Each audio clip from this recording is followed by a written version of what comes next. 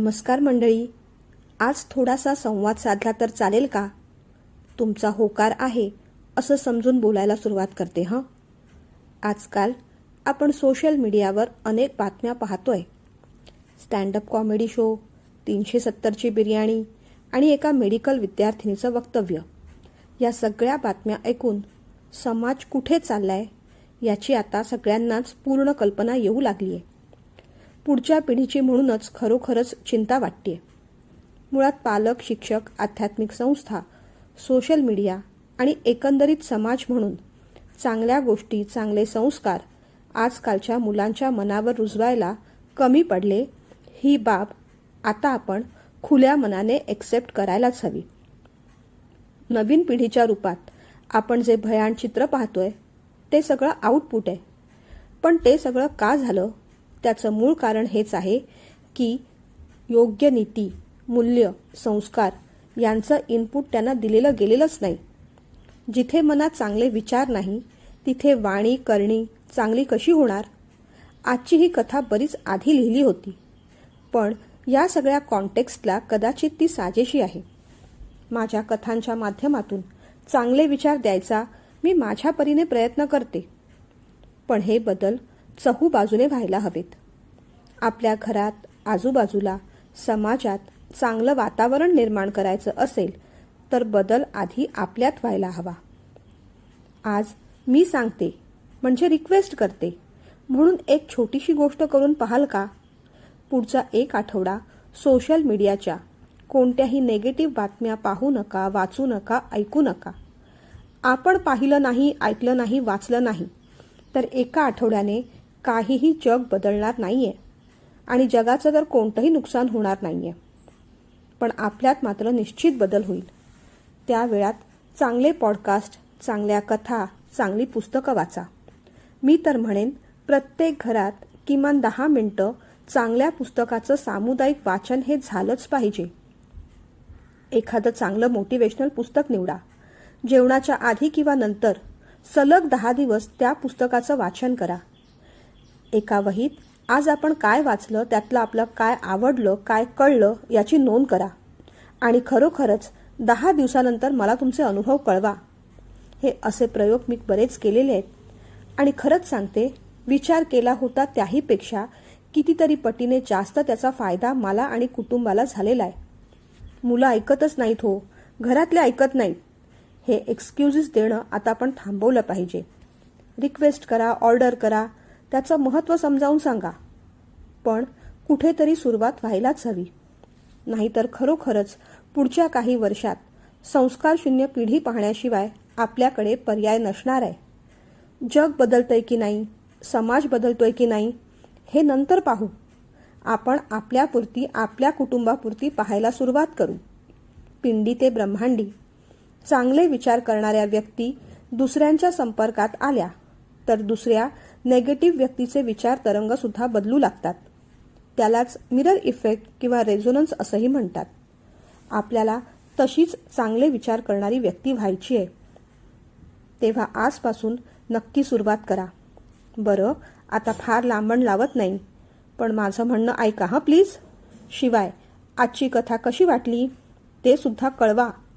कथा भरपूर जण ऐकतायत, पण सबस्क्राईब का करत नाही कळतच नाहीये मला. तेव्हा सबस्क्राईब करायचं राहत असेल तर तेही पटकन करून टाका. चला आजच्या कथेला सुरुवात करूया. कथेचं नाव आहे तेवणारा नंदादीप. लेखन आणि सादरीकरण मंजिरी कारेकर. डॉक्टरांनी आज सकाळचा चहा लॉनमध्ये घेतला. खरं तर त्यांचा हा रोजचा दिनक्रम होता. सकाळी 5ला उठायचं, स्नानादी उरकायचं आणि मग जॉगिंगला जायचं. पार्कमध्ये सिनियर क्लबचे मेंबर भेटायचे. तिथे मग राजकारण, वातावरण, हवामान, पर्यावरण, आरोग्य अशा अनेक विषयांवर चर्चा व्हायची. पण त्यात डॉक्टर फार कमी रमायचे. नुसती चर्चा करून काय होणार आहे असा त्यांचा खाक्या होता. म्हणून मग जरूर तेवढं बोलायचे आणि ते तिथून निघून यायचे. येताना झाडाझुडपात रमायचे. पानांवरून हात फिरवायचे, फुलांशी गप्पा मारायचे. डॉक्टर असले म्हणून काय झालं, मनाने ते कोमल होते. आयुष्याचा उत्तरार्ध चालू झाला होता. डॉक्टरी पेशात जेवढी वर्ष काढली तेवढी सगळीच आनंदाची, समाधानाची होती. नावलौकिक बरोबर समाधान सुद्धा त्यांनी अलोट मिळवलं होतं. गावात पंचक्रोशीत डॉक्टर सुधीर लिमये अशी त्यांची ख्याती होती. डॉक्टरांची लहानपणीची परिस्थिती फार हालाकीची होती. वडील पोस्टात होते, पण एका गंभीर आजाराने ते फार जगले नाहीत. डॉक्टरांना मोठा भाऊ सुद्धा होता. तो कमवता झाला, पण अपघातात तोही गेला. मग आई खचली. सगळी जबाबदारी सुधीरवर येऊन पडली. परिस्थिती ओळखून, काळाची पावलं ओळखून त्यांनी आपलं शिक्षण सुरू ठेवलं. जात्याच ते हुशार होते, त्यामुळे भराभर स्कॉलरशिप मिळत गेल्या. MBBSला ॲडमिशन मिळालं. पुढे गायनेक स्पेशलायझेशन घेऊन त्यांनी MD केलं. ते करायचं कारणही तसंच ठरलं. त्यांच्या आईला गर्भाशयाचा कॅन्सर झाला. प्रेग्नन्सीमध्ये, डिलिव्हरीमध्ये पुरेशी काळजी घेतली नाही, म्हणून अशा काही गोष्टी घडल्या असं काहीसं निदान झालं. यापुढे कोणत्याही माता बहिणी मुलीच्या बाबतीत तसं घडू नये अशी त्यांची मनापासून इच्छा होती आणि म्हणूनच ते या क्षेत्रात आले. त्यांच्या संपर्कात येणाऱ्या प्रत्येक माता भगिनीला त्यांनी उपचाराबरोबर मानसिक आधार दिला. मातृत्व हे स्त्रीला लाभलेली दैवी देणगी आहे, म्हणूनच त्याचा आदर केला पाहिजे. त्याचबरोबर आपल्या शरीरातून दुसरा एक जीव घडवणाऱ्या त्या मातेची काळजीही घेतलीच गेली पाहिजे. तिची ऊर्जा, शक्ती बाळंतपणात ती अगदी पणाला लावत असते.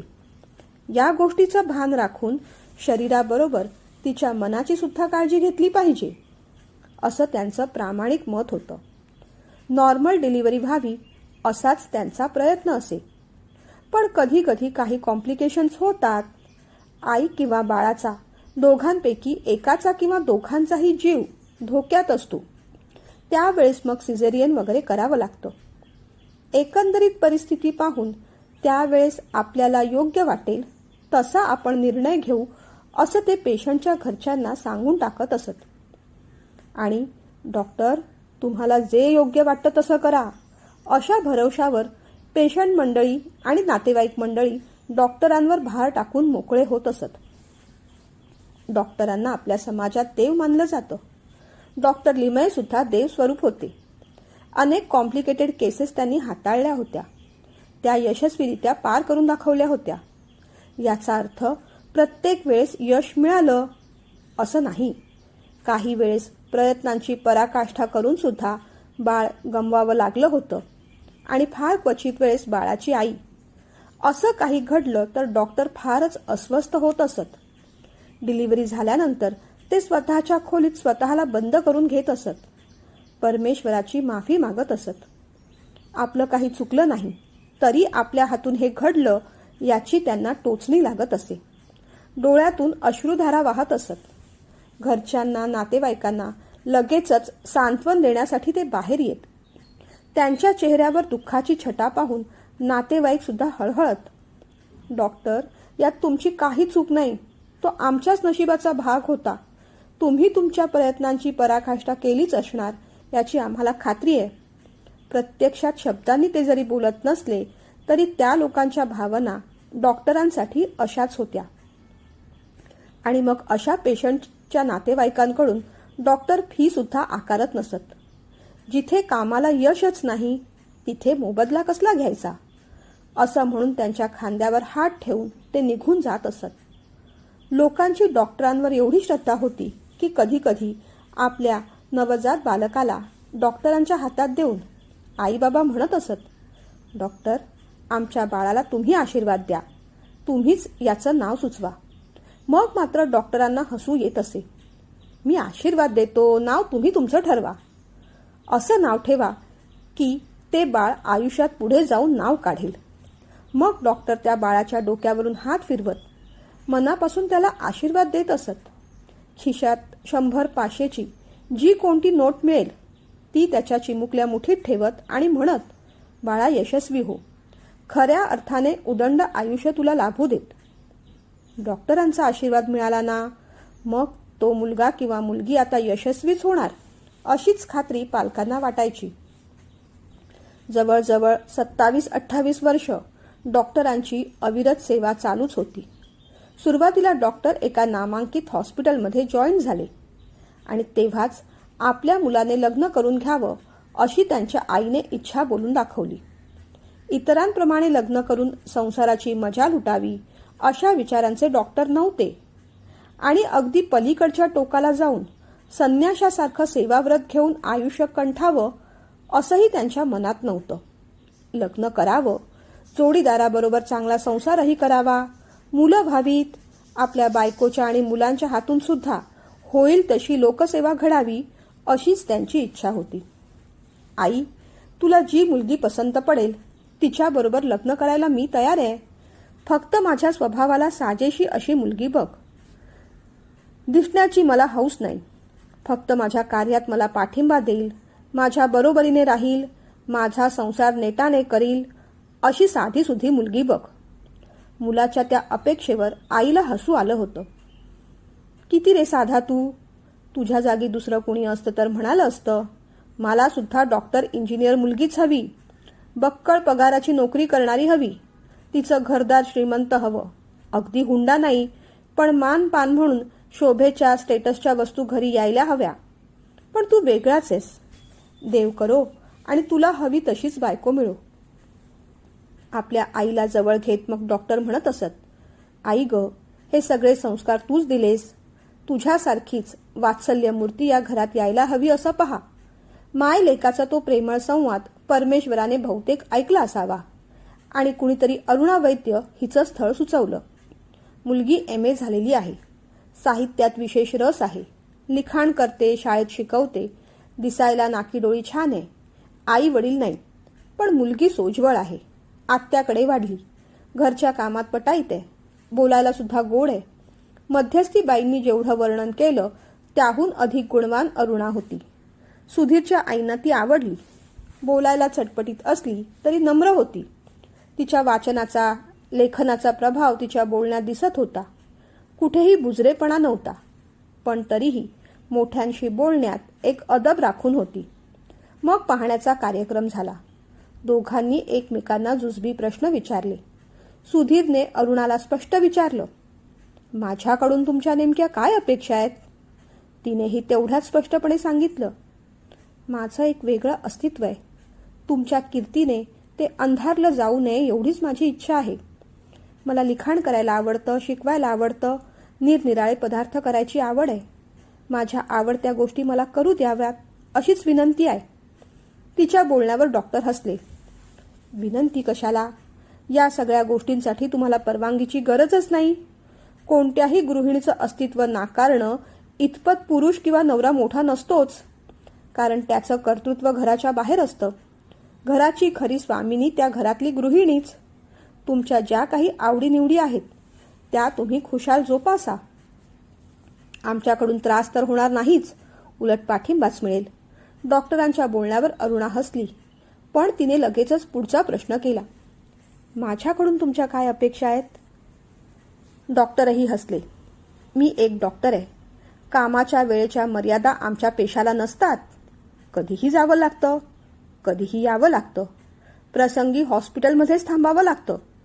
माझ्या देशाला, कार्याला मी वाहून घेतलंय असं नाही, पण होईल तेवढा न्याय द्यायचा मात्र मी प्रयत्न करतो.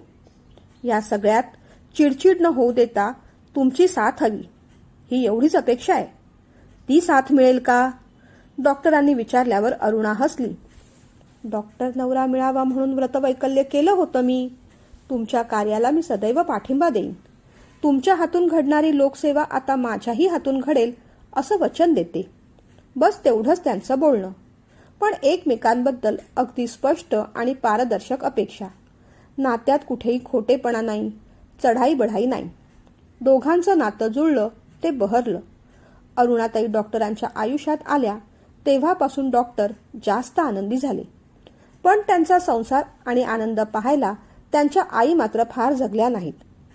वर्षभराच्या आत त्यांनी जगाचा निरोप घेतला.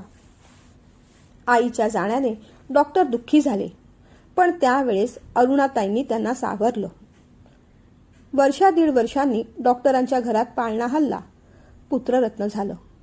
आपल्या कर्तृत्वाला अधिक उज्ज्वल करेल म्हणून लेकाचं नाव त्यांनी दीपक ठेवलं. दीपकचा जन्म झाल्यापासून अरुणाताई अधिक बिझी झाल्या. त्याला सांभाळणं, त्याची काळजी घेणं यात त्या रमू लागल्या. बरोबरीने वाचन लिखाण चालू होतं. डॉक्टरांना खाण्यापिण्याची फार आवड नव्हती. अरुणाताई निरनिराळे चविष्ट पौष्टिक पदार्थ बनवत असत, पण डॉक्टरांचा आहार अगदी नेमका होता. सकाळ संध्याकाळ भाकरी आणि पाल्याची भाजी एवढाच त्यांचा आहार असायचा. कधीतरी दुपारी ताक आणि कोशिंबीर. त्यामुळे तेलकट, तुपाचं, चवीचं आणि अगदी पौष्टिक असलं तरी डॉक्टर त्यात कधी रमले नाहीत. अहो, असं काय डॉक्टर, एवढ्या कष्टाने मी एवढे पदार्थ बनवते, पण तुम्ही साधी चवही घेत नाहीत. इतके अरसिक कसे हो तुम्ही? अरुणाताईंच्या रागाला कधीतरी उकळी फुटायची. मग त्याच्यावर आपल्या नरम गोड शब्दांची कोथिंबीर पेरत डॉक्टर म्हणायचे, अगं डॉक्टर आहे मी, जेवणात नाही जीवनात रस आहे मला, आणि तेवढं पुरेसं नाही का? तुझी ही पाककलेची हौस तू माझ्यावर कशाला भागवतेस? हे बघ, हे पदार्थ जरूर कर. आपल्या हॉस्पिटलमध्ये काही गरीब बायका येतात. त्यांच्या घरी त्यांना बाळणपणात पौष्टिक पदार्थ द्यायला कुणी नसतं. निदान त्यांच्या एक वेळेसच्या पौष्टिक जेवणाची सोय करत जा, म्हणजे तुलाही आनंद मिळेल आणि त्यांनाही सकस आहार मिळेल. ते जमेल का तुला? डॉक्टरांनी असं विचारताच अरुणाताईंना आनंद झाला. का जमणार नाही? मला सगळं जमतं. उद्यापासून तुमच्या वॉर्डमधलं एक वेळेसचं जेवण मी करून देत जाईन. अरुणाताईंनी आनंदाने जबाबदारी स्वीकारली. डॉक्टरांना पण आनंद झाला. आहारात समाविष्ट व्हायला हव्या त्या सगळ्या गोष्टी डॉक्टरांनी लिहून दिल्या आणि बाळंतीण बायकांसाठी एक वेळेसचा डबा डॉक्टरांच्या घरून येऊ लागला. अविरत कितीतरी वर्ष हे असंच चाललं होतं. छोटा दीपक मोठा झाला. तो आईला मदत करू लागला. मदतीसाठी मग अरुणाताईंनी एक दोन बायकांना हाताशी ठेवलं. पण जेवण देण्याच्या या परिक्रमेत कधीही खंड पडू दिला नाही. कितीतरी उन्हाळे, पावसाळे, हिवाळे गेले. ताप, डोकेदुखी अशी आजारपणं आली. कुणा नातेवाईकांची लग्न, बारशी, मुंजी झाल्या. कुणी वयोवृद्ध नातेवाईक देवाघरी गेले. पण एखादं व्रत घेतल्यासारखं अरुणाताईंनी जेवणाचं हे व्रत कायमच चालू ठेवलं. आपल्या या बायकोच्या निष्ठेचा, कामाचा, ध्यासाचा डॉक्टरांना नेहमीच अभिमान वाटत राहिला. काम लहान असो किंवा मोठं, महत्वाची असते ती निष्ठा. डॉक्टर शुभंकर हॉस्पिटलमध्ये काम करत होते. डॉक्टर ढमढेरे यांचं ते हॉस्पिटल होतं. डॉक्टर ढमढेरे अतिशय सज्जन व्यक्ती. मुख्य म्हणजे इतके सिनियर असून सुद्धा त्यांनी डॉक्टर लिमयेंना अनेक संधी उपलब्ध करून दिल्या. त्यांच्या कामाचं ते नेहमीच कौतुक करत. अशी चांगली माणसं फार योगायोगाने आणि नशिबाने भेटतात. डॉक्टर ढमढेरे वयस्कर होते. डॉक्टर लिमयेंना त्यांचा सहवास 12-15 वर्ष लाभला. पण मग मात्र ते आजारी पडले आणि हॉस्पिटलची सगळी धुरा त्यांच्या मुलाने हातात घेतली. त्यांचा मुलगा डॉक्टर प्रकाश सुद्धा गायनॅक होता. हॉस्पिटलची कायापालट करावी असं त्याच्या मनात होतं. त्यामुळे वडिलांनी आणि डॉक्टर लिमये यांनी डॉक्टरी पेशाचं जे व्रत घेतलं होतं ते त्याला तेवढंसं रुचलं नाही. त्याने हॉस्पिटलची ॲडमिट फी 1.25 वाढवली. व्हिजिटिंग फी जास्त करून हॉस्पिटलला जास्त कमिशन कसं मिळेल याकडे त्याचं लक्ष होतं. नॉर्मल डिलिव्हरी करून पैसे कमी मिळतात, त्यापेक्षा सिझेरियन करा. पेशंटलाही त्रास कमी, आपल्या डोक्यालाही, शिवाय हॉस्पिटलचा फायदा, असं निर्लज्जासारखं त्याने मेडिकल बोर्डच्या मीटिंगमध्ये सांगितलं होतं. नवीन होतकरू डॉक्टरांना त्यात काही गैर वाटलं नाही. पण डॉक्टर लिमयेंना मात्र ती गोष्ट खटकली. एक दोनदा पर्सनली भेटून त्यांनी डॉक्टर प्रकाशना ही गोष्ट सांगितली. पण डॉक्टर प्रकाश आता कुणाचंच ऐकणार नव्हतं.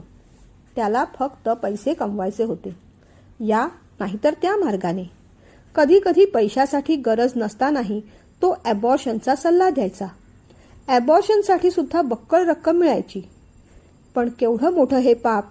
एका सुदृढ नवीन अर्भकाला पैशासाठी आईच्या पोटात मारून टाकायचं, तेही त्या आई वडिलांना भीती घालून. त्या सगळ्या गोष्टी डॉक्टर लिमयेंना सहन होईना. एक दोनदा त्यांना वाटलं आपण या सगळ्याच गोष्टींची पोलीस तक्रार करावी. पण शुभंकर हॉस्पिटलचं नाव मोठं होतं. डॉक्टर ढमढेरेंबद्दल कृतज्ञता होती. प्रकाश चुकतोय त्यांना कळत होतं. पण पोलीस केस केली असती तर हॉस्पिटल बंद पडलं असतं, किंवा मग प्रकाशने चिडून डॉक्टर लिमेनवर डूक धरला असता. प्रकाशच्या तशा बऱ्याच ओळखी होत्या. आमदार, खासदार इथपर्यंत त्याची ओळख होती. डॉक्टरांना काहीच मार्ग सापडेना. त्यात त्यांना दीपकचंही टेन्शन येऊ लागलं होतं. डॉक्टरांची फार इच्छा होती की दीपकने सायन्स घेऊन मेडिकलला जावं. पण दीपकला मात्र डॉक्टरी पेशाबद्दल फार राग होता.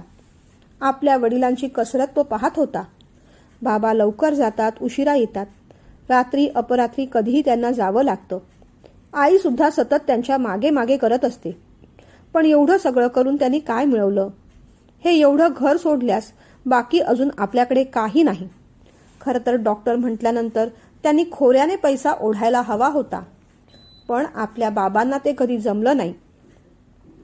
आणि आता आपण सुद्धा त्यांच्या पावलावर पाऊल ठेवावं अशी त्यांची अपेक्षा असेल तर आपण मुळीच तसं वागणार नाही. त्याने इंजिनिअरिंग केलं, परदेशात स्थायिक होण्याचा निर्णय घेतला. त्याच दृष्टीने त्याचे सगळे प्रयत्न चालू होते. अरुणाताईंना सुद्धा त्याच्या वागण्याचं फार फार वाईट वाटत असे. हे आपले संस्कार नव्हेत. त्याने जरूर प्रगती करावी. आपल्या इच्छेनुसार आपलं करिअर निवडावं, त्याचा तो अधिकारच आहे. पण वडिलांच्या कर्तृत्वाचा असा अपमान करून नाही. कधीतरी अरुणाताई आणि डॉक्टर चहा घेत बसायचे, तेव्हा त्यांच्या गप्पा व्हायच्या. त्यांना वाटायचं, दीपकच्या बाबतीत आपण कुठे चुकलो, आपल्याला कळलं नाही. कधी कधी सुपीक माती, खत, पाणी घालून सुद्धा आपल्याला हवं तसं रोपटं फुलत नाही. पण कदाचित आपली अपेक्षा चुकीची असेल. आपली इच्छा होती की ते रोपटं गुलाबाचं व्हावं, पण मुळात त्याचं बीज जास्वंदाचं असेल तर ते गुलाब कसं होणार? माळ्याचं काम शिंपण करायचं, रोपट्याची काळजी घ्यायची हे असतं. रोपट्याकडून अवाजवी अपेक्षा ठेवायची नसते. त्याला फुलू द्यायचं असतं, हवं तसं. दीपकच्या बाबतीत सुद्धा आपण हेच करायला हवं. त्याचं क्षितिज त्याला बोलावतंय, त्याला जाऊ देत. त्याचं आयुष्य त्याला मोकळेपणाने जगू देत. आपण त्यात यायला नको. आपण आपल्या पद्धतीने आयुष्य जगलो, त्याने त्याच्या पद्धतीने जगावं असं म्हणत डॉक्टर अरुणाताईंना समजावत असत. पण एकुलता एक मुलगा परदेशी जाणार या विचाराने अरुणाताई दुःखी होत असत. त्याहून जास्त दुःख त्यांना असं होतं की दीपकला आई वडिलांच्या कष्टाची, प्रेमाची किंमतच कळलेली नव्हती. आई वडिलांना आणि त्यांच्या प्रेमाला तो पैशाच्या तागडीत तोलू पाहत होता. पण त्याची तागडी पैशाने भरणारी नव्हती. त्या बाबतीत खरोखरच डॉक्टर आणि अरुणाताई रिक्त होते. त्याच एका गोष्टीचा दीपकला राग होता. आपल्या भविष्यासाठी या दोघांनी काय केलं? फक्त समाजसेवा करत राहिले. हा राग त्याच्या मनात कायम धुसमुसत होता. म्हणूनच त्याने आईबाबांचं घर सोडायचा निर्णय घेतला. परदेशी जाण्याची स्वप्न तो पाहत होता. दीपकनेही डॉक्टर व्हावं, त्याच्या आयुष्यात प्रगती करावी असं डॉक्टरांना वाटत होतं. त्यांनाही त्यांची स्वप्न होती. पण त्यांचे सगळे पुढचे प्लॅनिंग, स्वप्न खरं तर दीपकवरच अवलंबून होते. डॉक्टरांची इच्छा होती की त्यांनी स्वतःचं हॉस्पिटल, प्रसूतीगृह काढावं, जिथे कमी पैशात योग्य ती ट्रीटमेंट करून मिळेल.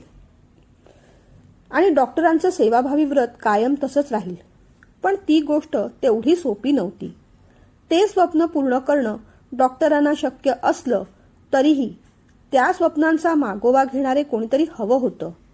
त्यांना लवकरात लवकर शुभंकर हॉस्पिटल सोडायचं होतं. तिथे चालणारे गैरव्यवहार त्यांना आता पाहवत नव्हते, सहन होत नव्हते. दुसऱ्या ठिकाणी त्यांना सहज नोकरी मिळू शकली असती. पण दुसरीकडे हे असं होत नसेल याची सुद्धा काय शाश्वती? त्यापेक्षा आपण आपलं हॉस्पिटल काढावं आणि आपल्या वैद्यकीय व्यवसायाला योग्य तो न्याय द्यावा असं त्यांना वाटत होतं. दीपकला परदेशी जायची संधी मिळाली. त्याच्या प्रगतीचा अरुणाताई आणि डॉक्टरांना अभिमानच वाटला. त्यांनी भरभरून आशीर्वाद, शुभेच्छा दिल्या. दीपक गेल्यानंतर मात्र अरुणाताईंना फार रिकामं वाटू लागलं. अलीकडे त्यांनाही काम झेपत नसे. शिवाय त्यांनी स्वतःहून निवडलेल्या सेवाव्रतात आता खंड पडला होता. कारण डॉक्टर प्रकाश यांनी हॉस्पिटल बाहेरचं जेवण नको असं स्पष्ट सांगितलं होतं. त्यामुळे अरुणाताई दुःखी झाल्या होत्या. प्रकाशने या ना त्या कारणावरून डॉक्टर लिमये यांचं मानसिक खच्चीकरण चालू केलं.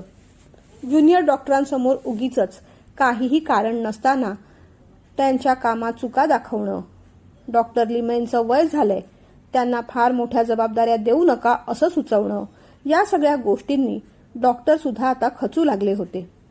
त्यांनी शेवट राजीनामा देऊन टाकला. पण स्वस्थ बसणारे डॉक्टर नव्हते. त्यांच्या फार काही गरजा नव्हत्याच. थोडीफार पुंजी ठेवली होती. म्हातारपण व्यवस्थित निघेल एवढी तरतूद होती. त्यांनी आपलं उभं आयुष्य इतरांच्या सेवेसाठीच वेचलं होतं. तो माणूस स्वस्थ कसा बसेल? डॉक्टरांनी एक जमीन पाहिली होती. जमीन विकत घेण्या इतपत पैसे जमा केले होते. त्या जमिनीवर त्यांना हॉस्पिटल बांधायचं होतं, जिथे फसवेपणा नसेल, लोकांच्या भावनांशी खेळलं जाणार नाही असं हॉस्पिटल त्यांना उभारायचं होतं. ते त्यांनी कसंही करून पूर्ण केलं असतं. पण आपल्यानंतर हे हॉस्पिटल कोण सांभाळणार याची त्यांना काळजी होती.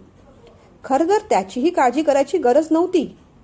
एकदा का काम सुरू झालं तर अनेक डॉक्टर तिथे येऊन काम करणार हे त्यांना माहीत होतं. पण खरा मुद्दा असा होता की त्यांच्या तत्वांना धरून ते हॉस्पिटल सांभाळायचं होतं. विश्वास ठेवण्यासारखं त्यांच्या आयुष्यात कोण आहे याचाच डॉक्टर विचार करत होते.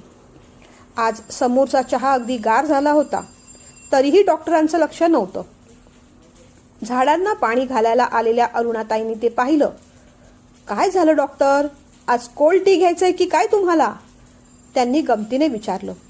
डॉक्टर विचारांच्या तंद्रीतून बाहेर पडले. अरू, बस थोडा वेळ, चहा तर गार झालाय, निदान गरमागरम गप्पा तरी मारूया. नवऱ्याच्या बोलण्यावर अरुणाताई हसल्या. त्या नवऱ्याच्या बाजूला जाऊन बसल्या. काय हो, एवढं कसलं टेन्शन आलंय? अलीकडे खाण्यापिण्यात लक्ष नसतं. जॉगिंगवरून सुद्धा फार लवकर येता तुम्ही. तिथे कुणी भेटत नाही का? एवढं कसलं टेन्शन घेऊन बसलाय तुम्ही? अरुणाताईंनी विचारलं. टेन्शन नाही ग, पण काही निर्णय घेता येत नाहीयेत मला. मनाची ना नुसती घालमेल चालू आहे. पाटावरची जमीन पाहून आलोय. व्यवहार सुद्धा ठरलाय. जमीन घेतल्या घेतल्या लगेचच काम सुरू होईल. बिल्डरशी सुद्धा बोलणं करून आलोय मी. दीड वर्षाच्या आत हॉस्पिटलचे 2 मजले तरी बांधून होतील. एवढं बोलून डॉक्टर शांत झाले. मग कसली चिंता? पैशाची काही चिंता असेल तर काळजी करू नका. माझे दागिने काढू, पण हॉस्पिटल झालंच पाहिजे. अरुणाताईंच्या बोलण्याने डॉक्टरांना थोडा धीर आला. पण त्यांची काळजी पैशांची नव्हती. ती व्यवस्था कशीही झाली असती. त्यांना खरी भीती होती भविष्याची. पैशाचा प्रश्न नाही ग, खरी काळजी वाटते भविष्याची. एवढी मोठी जबाबदारी घेतोय, पण ते पेलवायला माझे खांदे आता तेवढे सक्षम राहिलेले नाहीत. ही जबाबदारीची धुरा पुढे कोण उचलेल याची भीती वाटते. हे हॉस्पिटल काढायचा उद्देशच हा होता की या निमित्ताने आपल्याकडून काहीतरी चांगलं कार्य घडेल. उद्या याच हॉस्पिटलचं निमित्त करून कुणी इथे बिझनेस थाटायला नको. आपल्या स्वप्नांना, तत्वांना दुसऱ्या कुणाच्या हवाली करताना खूप जबाबदारीने वागावं लागणार आहे. योग्य निर्णय घ्यावा लागणार आहे. तशी योग्य व्यक्ती मिळेल का याचीच चिंता भेडसावत असते सतत. एवढं बोलून डॉक्टर शांत झाले. अरुणाताई हसल्या. त्यांच्या खांद्यावर हात ठेवला आणि म्हणाल्या, त्याची चिंता आपण कशाला करायची? आपण आपल्या हिश्श्याचं कर्म करायचं. बाकी सगळं पाहायला तो श्रीकृष्ण आहे ना. तुमच्या मनात हॉस्पिटल काढायचं आहे ना, तुम्ही तेवढं करा.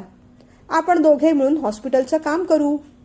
अरुणाताई एवढं बोलल्या तोच डॉक्टरांचा फोन वाजला. बरं, तुम्ही फोन घ्या, सध्या मी जेवणाचं पाहते, असं म्हणत त्या आत गेल्या. फोनवरचं नाव पाहून डॉक्टरांना आश्चर्यच वाटलं. फोन शुभंकर हॉस्पिटलमधून होता. रिसेप्शनचा नंबर होता. डॉक्टरांनी फोन घेतला. डॉक्टर लिमये, डॉक्टर प्रकाशना बोलायचे तुमच्याशी. रिसेप्शनवरून आवाज आला. कशाच्या संदर्भात? डॉक्टर लिमयेंनी स्पष्टपणेच विचारलं. काहीतरी इमर्जन्सी केस आहे, थोड्या कॉम्प्लिकेशन्स आहेत, त्याबद्दल तुमचं गायडन्स हवं होतं, असं म्हटल्यानंतर डॉक्टर लिमयेंना फोन टाळता आला नाही. ठीक आहे, करा ट्रान्सफर. फोन ट्रान्सफर केला गेला. पलीकडून डॉक्टर प्रकाश काहीतरी म्हणाले. ठीक आहे, 10-15 मिनिटात पोचतो मी, असं म्हणत डॉक्टर लिमये उठले. त्यांनी तयारी केली. अरुणाताईंना जरा आश्चर्यच वाटलं. अहो, कुठे निघालात एवढ्या घाईघाईने? त्यांनी विचारलं. अगं, शुभंकर हॉस्पिटलमधून फोन होता, प्रकाशचा फोन होता. काहीतरी एमर्जन्सी आली आहे, कॉम्प्लिकेशन्स आहेत आणि सिनियर डॉक्टर सुट्टीवर आहेत. ती डिलिव्हरी मी करावी अशी विनंती करत होता. मला जायलाच हवं गं, ते म्हणाले. अरुणाताईंना काळजी वाटू लागली.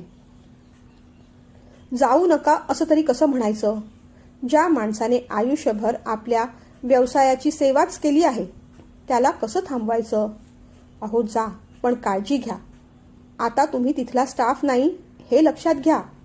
एमर्जन्सी असेल आणि तुमची मदत झाली तर चांगलीच गोष्ट आहे. पण एवढं बोलून त्या थांबल्या. पण आणि बिन विचार करायला वेळ नाही माझ्याकडे अरुणा. मला लगेच निघायला हवं. कुणाच्या तरी आयुष्याचा प्रश्न आहे, असं म्हणत डॉक्टरांनी भराभर तयारी केली आणि ते गाडीत बसले. वाटेत विचार चालूच होते. प्रकाशला अचानक आपली गरज का भासली असावी? तिथे अनेक डॉक्टर आहेत. एखादा डॉक्टर सुट्टीवर गेला म्हणून तशी काही अडचण येणार नाही. पण त्यांनी लगेचच मनात दुसरा विचारसुद्धा आणला. तशाच काही कॉम्प्लिकेशन्स असतील. आहेत ते डॉक्टर नवीन आहेत, त्यांना एवढा अनुभव नाही. शेवटी काय, कुणाच्या तरी आयुष्याचा प्रश्न आहे, तेही एक नाही 2 जीवांच्या. मनात कोणतेही किंतु परंतु न ठेवता मला पुढे गेलंच पाहिजे. डॉक्टर उतरले आणि घाईघाईने त्यांच्या जुन्या केबिनमध्ये ते वळले. आता तिथे ज्युनियर डॉक्टर्स बसले होते. डॉक्टरांनी त्यांचा पोशाख चढवला, ग्लव्ज घातले. तेवढ्यात डॉक्टर प्रकाशसुद्धा पुढे झाले. Thank you doctor. तशी एमर्जन्सी नसती ना तर तुम्हाला तसदी दिली नसती. त्यांना पुढे काहीच बोलू न देता डॉक्टर लिमयेंनी विचारलं, पेशंट कुठे आहे? ओटीमध्ये नेलंय. काहीच न बोलता डॉक्टर पुढे झाले. मागोमाग डॉक्टर प्रकाश. डॉक्टरांनी कंडिशन पाहिली. अगदी क्रिटिकल होती. पोटात असलेल्या बाळाचे ठोके अगदीच कमी पडत होते. डॉक्टरांना परिस्थितीचा अंदाज आला. दोघांपैकी एकच जण वाचू शकेल याची कल्पना आली. बाळाचा जीव वाचवणं अगदीच अशक्य होतं. आता आईला तरी वाचवावं असं त्यांनी ठरवलं. जरूर त्या फॉर्मॅलिटी करून घेतल्या. 25-26 वर्षांची ती मुलगी घाबरून भेदरून डॉक्टरांकडे पाहत होती. असह्य कळा येत होत्या. डॉक्टरांनी हलकेच तिच्या डोक्यावर हात ठेवला. परमेश्वराची इच्छा असेल तसं होईल बेटा, काळजी नको करूस. डॉक्टरांच्या त्या 2 शब्दांनी तिला धीर आला. पण डॉक्टरांनी खरी परिस्थिती तिच्या नवऱ्याला सांगून टाकली. तिला इन्फेक्शन झालंय, गर्भपिशवीत ते पसरलंय. बाळाचे ठोके अगदीच कमी लागतायत. शक्य होईल ते सगळे प्रयत्न मी करणार आहे. पण एवढं बोलून डॉक्टर थांबले. डॉक्टर, आमच्यासाठी तुम्ही देवदूत आहात. तुमच्यावर आमचा पूर्ण विश्वास आहे. जे काय असेल ते असेल. तुम्ही तुमचे प्रयत्न करा. आम्ही प्रार्थना करतो.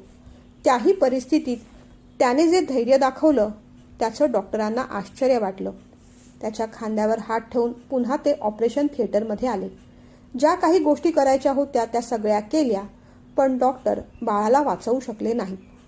ते मृत अर्भक हातात घेताना डॉक्टरांचा जीव गलबलला.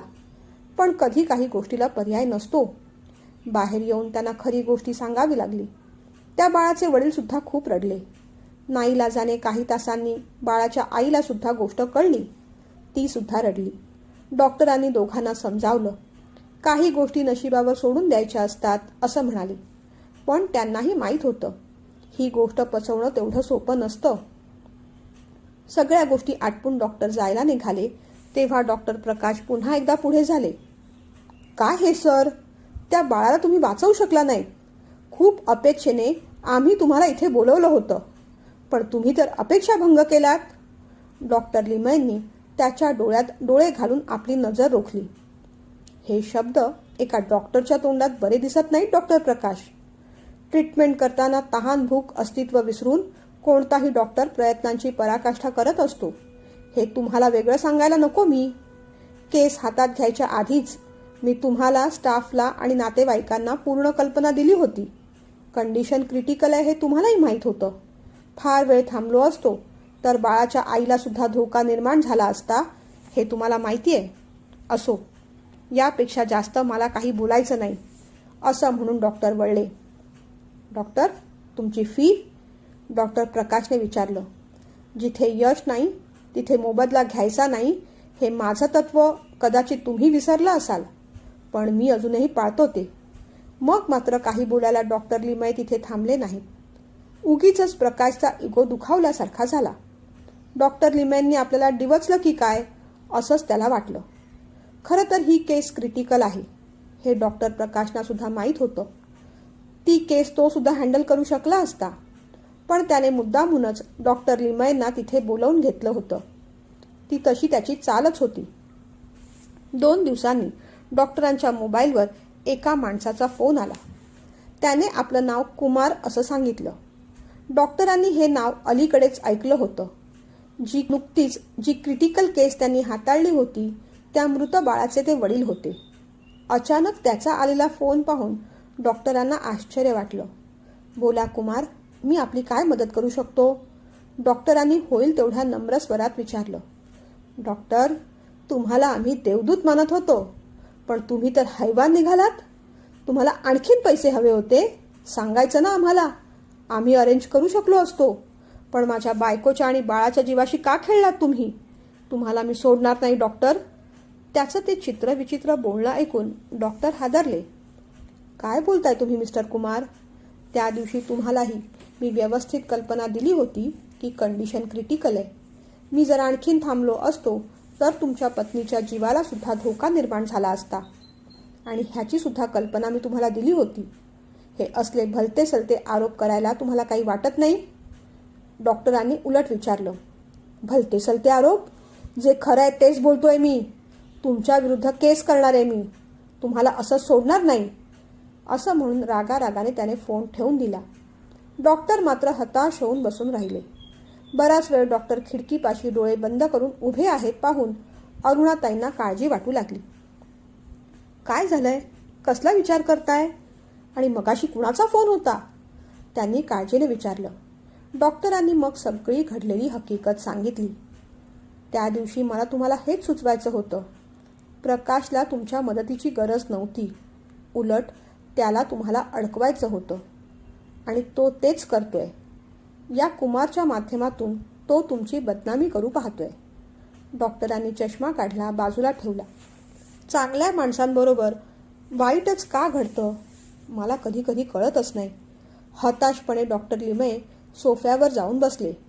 कारण ना, आपला चांगुलपणा कुठे थांबवायचा हे कळत नाही त्यांना, म्हणून. यावेळेस अरुणाताई स्पष्टपणे बोलल्या. त्याने आता पुढची पावलं उचलायच्या आधीच तुम्ही सुद्धा तुमचे वकील तयार ठेवा. हे बघा, आता ही लीगल केसच होणार आहे. आपल्या साध्या भोळ्या बायकोचं हुशार बोलणं ऐकून डॉक्टरांना सुद्धा आश्चर्य वाटलं. विनाकारणच हे लचाण मागे लागलं होतं. नव्हे, प्रकाशने ते मुद्दामूनच मागे लावून दिलं होतं.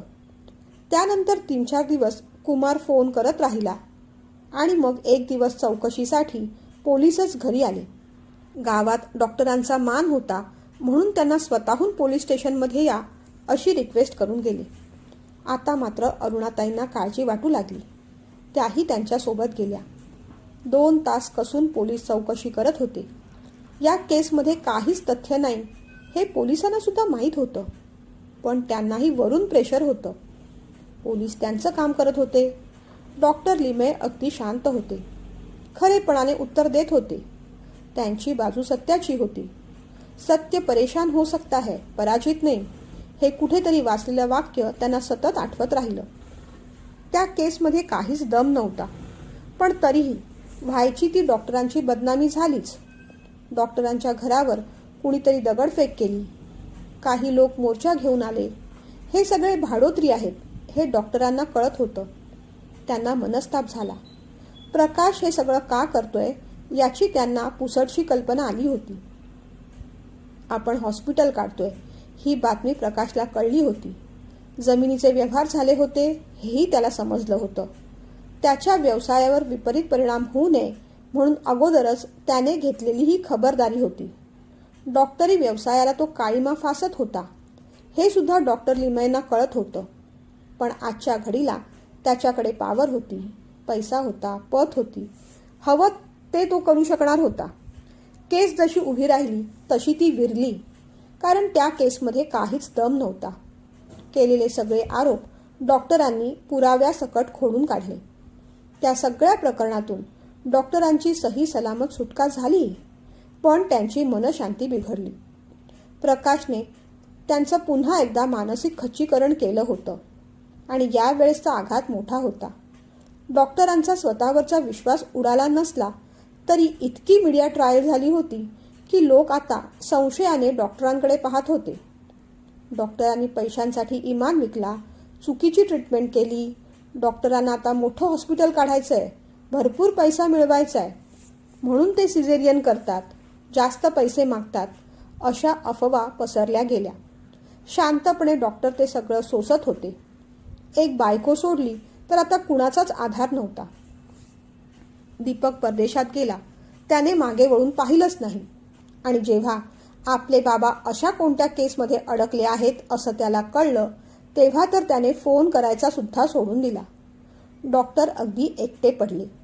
समोरच्या स्टेथोस्कोपकडे पाहून त्यांच्या डोळ्यात पाणी आलं. सगळ्या गोष्टी स्थिरस्थावर व्हायला वर्ष दीड वर्ष गेलं. डॉक्टरांनी ती जमीन घेतली होती, पण आता त्यावर हॉस्पिटल बांधायची त्यांची इच्छा उरली नव्हती. ते मनाने फार थकले होते. आयुष्यभराचा मागोवा घेत असताना त्यांना एक एक गोष्टी आठवत राहिल्या. कितीतरी वेळा त्यांनी लोकांना मदतच केली होती. किती कॉम्प्लिकेटेड केसेस त्यांनी यशस्वीरित्या पार केल्या होत्या, हाताळल्या होत्या. कित्येकांचे प्राण वाचवले होते. कित्येक गरीब माता भगिनींना पदरमोड करून उपचार दिले होते. बड्या बड्या डॉक्टरांनी जिथे हात टेकले होते तिथे तिथे डॉक्टर लिमये खंबीरपणे उभे राहिले होते. प्रयत्नांची पराकाष्ठा करून बाळाचे आईचे प्राण वाचवले होते. पण डॉक्टर सुद्धा एक माणूसच असतो. त्याला देव माणूस म्हटलं तरी माणूसच. लोकांनी कितीही देवत्व बहाल केलं तरी देवत्व त्याला प्राप्त होत नाही. माणसाच्या क्षमता त्यालाही असतात. आणि म्हणूनच या एका खोट्या केसने डॉक्टर कोलमडून गेले होते. हॉस्पिटल बांधायचं स्वप्न या जन्मात तरी पूर्ण होणार नाही अशी मनाची हळूहळू खात्री होत होती. त्यांनी ते स्वप्न सोडून दिलं. ती जमीन विकून टाकावी आणि आलेले पैसे एखाद्या साध्या चांगल्या हॉस्पिटलला दान करून टाकावे असं त्यांनी ठरवलं.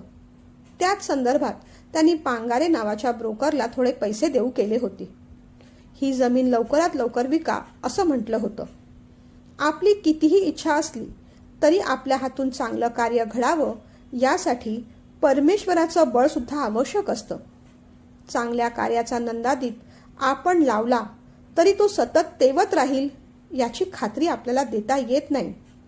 आपल्या मागे त्यातल्या वातींना चांगल्या कर्मांचं तेल कोण घालणार ही त्यांची भीती अगदी खरी ठरली होती. आपल्या हयातीत आपल्याबरोबरच इतका गैरव्यवहार झाला. आपल्यानंतर त्या हॉस्पिटलचं काय होईल याची कल्पनाच त्यांना करवेना. डॉक्टरांना खूप वाईट वाटत होतं.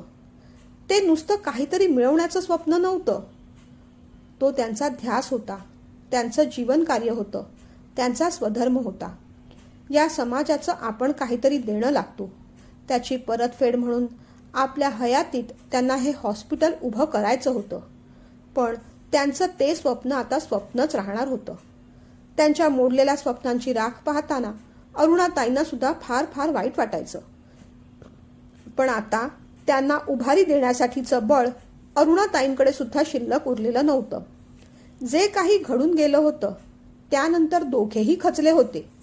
त्यांना सावरायला ज्या भक्कम खांद्यांची त्यांनी अपेक्षा केली होती ते लेकाचे खांदे त्यांच्यासाठी कधीच नव्हते. त्याने कायमचीच पाठ फिरवली होती. घरच्या दीपकानेच जणू आई वडिलांच्या आयुष्यात अंधार करून टाकला होता. डॉक्टर आता अगदी शांत झाले होते. त्यांचा दिनक्रम हळूहळू बदलत चालला होता. सकाळी नेहमीप्रमाणे ते चालायला जायचे, पण येताना तो उत्साह नसायचा. काहीतरी करायची उमेदच अगदी संपून गेली होती. अशाच एका संध्याकाळी डॉक्टर बाल्कनीत पुस्तक वाचत बसले होते. तेवढ्यात दरवाजावरची बेल वाजली. थांबा पाहते मी, असं म्हणत अरुणाताईंनी दरवाजा उघडला. 27-28 वर्षांचा एक तरुण बाहेर उभा होता. डॉक्टर सुधीर लिमये इथेच राहतात का? दारावरची पाटी वाचून सुद्धा त्याने तो प्रश्न केला होता. खुर्चीतून उठून डॉक्टर पुढे झाले. हो, पण आपण कोण आणि काय काम होतं? डॉक्टरांनी विचारलं. मी डॉक्टर शाश्वत कदम, असं म्हणून तो तरुण हसला. डॉक्टर अधिकच गोंधळले. डॉक्टर शाश्वत कदम, याआधी आपण कुठे भेटलो आहोत का? मी आपल्याला ओळखलं नाही. आपण आत या ना. अरुणाताईंनी त्यांना आधी आत बोलावलं. बसायला जागा करून दिली. त्या पटकन पाणी घेऊन आल्या. आपण मला ओळखणार नाही असं तर नाही होणार डॉक्टर. कदाचित चेहऱ्याने ओळखणार नाही, पण नावाने आपण निश्चितच ओळखाल. ते ऐकून डॉक्टर जरा जास्तच गोंधळले. नावाने ओळखेन ते कसं काय बुवा? डॉक्टरांनी विचारलं. कारण हे नाव आपणच दिलंय मला. आणि मग डॉक्टर अचानकच डोक्यावर ताण देऊ लागले. त्यांना साधारण 30 वर्षांपूर्वीची गोष्ट आठवली. डॉक्टरांना आठवली ती नंदा, काळी सावळी आणि तिचा नवरा कृष्णा. तू कृष्णा आणि नंदाचा मुलगा का रे? डॉक्टरांनी आश्चर्याने विचारलं. हो डॉक्टर, मी त्यांचाच मुलगा. डॉक्टर क्षणभर त्याच्याकडे पाहत राहिले. एवढा मोठा झालास तू? त्याच्या पाठीवर थोपटत डॉक्टरांनी पुन्हा एकदा त्याला न्याहाळून घेतलं. बरं का ग अरू, हा मुलगा सामान्य नाही. अगदी जन्माच्या आधीपासूनच हा असामान्यच आहे. याचा जन्मसुद्धा अगदी वेगळ्या आणि विचित्र परिस्थितीत झाला बघ. ऐकून अरुणाताईंना आश्चर्य वाटलं. ते कसं काय हो? त्यांनी विचारलं. त्याचे आई बाबा शेतकरी. शेती तुटपुंजी म्हणून वडिलांनी एका फॅक्टरीत काम धरलेलं. बाजूच्या गावात राहत होते. ती प्रेग्नंट होती. तिथल्या एका डॉक्टरांनी स्वार्थासाठी पोटात बाळाची वाढ होत नाही, ॲबॉर्शन करून घ्या असं सांगितलं. दोघांना जवळजवळ 6-7 वर्षांनी मूल राहिलेलं. त्यात डॉक्टरांनी असं सांगितल्यावर ते अधिकच हवालदिल झाले. कुणीतरी माझं नाव सुचवलं म्हणून आमच्या हॉस्पिटलमध्ये आले. मी चेक केलं, पाहिलं, काहीही धोका नव्हता. तिची डिलिव्हरी मीच केली. जन्मानंतर त्याच्या वडिलांनी बाळाला माझ्या हातात दिलं आणि आग्रहाने याचं नाव तुम्हीच ठेवा असं म्हटलं. त्या बाळाच्या डोक्यावरून मी हात फिरवला. त्याच्या तेजाने मी क्षणभर हरकून गेलो. हे बाळ यशस्वीच होणार. त्याचं यश चिरंतन आणि शाश्वतच असणार. तेव्हा याचं नाव आपण शाश्वत ठेवू. दोघांनाही नाव आवडलं. आणि बघ ना, तोच मुलगा आज आपल्यासमोर उभा आहे. डॉक्टरांनी मग त्याच्याकडे पाहिलं. आणि काय रे पठ्ठ्या, तू डॉक्टर झालास? काय करतोयस काय सध्या? डॉक्टरांनी विचारलं. डॉक्टर, MBBS झालं. गायनॉकॉलॉजीमध्ये स्पेशलायझेशन पण केलं. इथे इंटरव्ह्यूसाठी आलो होतो. शुभंकर हॉस्पिटल आहे ना, तिथे. शुभंकर हॉस्पिटल नाव ऐकून डॉक्टर थोडे खट्टू झाले. डॉक्टरांना एका मागोमाग एक धक्के बसत होते. काय म्हणतोस? तू गायनॉकॉलॉजिस्ट झालास? पण मग इथे इंटरव्ह्यूला का आलास? आणि इतकी वर्ष तुम्ही होतात कुठे? भराभर डॉक्टरांनी प्रश्न विचारले. बाबांची बदली झाली आणि मग आम्ही कोपर्णे गावी गेलो. आई बाबा दोघेही छोटी मोठी कामं करून, कष्ट करून मला शिकवत होते. लहानपणापासूनच मला अभ्यासाची आवड होती. माझ्या जन्माची गोष्ट आई मला सांगायची. म्हणायची, शाश्वत, डॉक्टर साहेबांनी तुझ्या डोक्यावर हात ठेवलाय. तू सुद्धा त्यांच्यासारखा डॉक्टरच हो. लोकांचं भलं कर, असं म्हणायची. मी डॉक्टर व्हावं अशी तिची खूप इच्छा होती. सुदैवाने मी परीक्षा देत गेलो. पास होत गेलो. चांगल्या ठिकाणी ॲडमिशन मिळालं. शिक्षण पूर्ण झालं. ओळखीने कुणीतरी इथे गायनॉकॉलॉजिस्ट हवे आहेत म्हणून सांगितलं. मी सुद्धा नोकरीच्या शोधात आहेच, म्हणून मग इथे आलो. एवढं म्हणून शाश्वत थांबला. पण मग काम झालं नाही तुझं? डॉक्टरांनी विचारलं. काम झालं होतं, पण मग मीच नकार दिला. शाश्वतच्या कपाळावर आता आठी उमटली. डॉक्टरांनी काळजीने विचारलं. का रे, काय झालं? खरं सांग अगदी.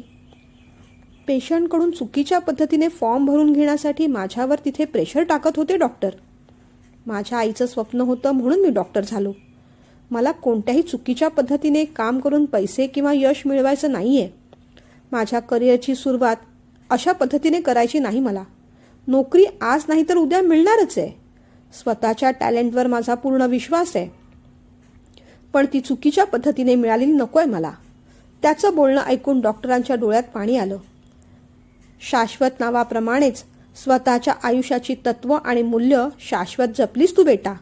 तुझा अभिमान वाटतोय मला. तुझ्यासाठी जे जे शक्य होईल ते सगळं मी करीन. सध्या तू काय करणार आहेस? आई बाबा कुठे आहेत? डॉक्टरांनी पुन्हा विचारलं.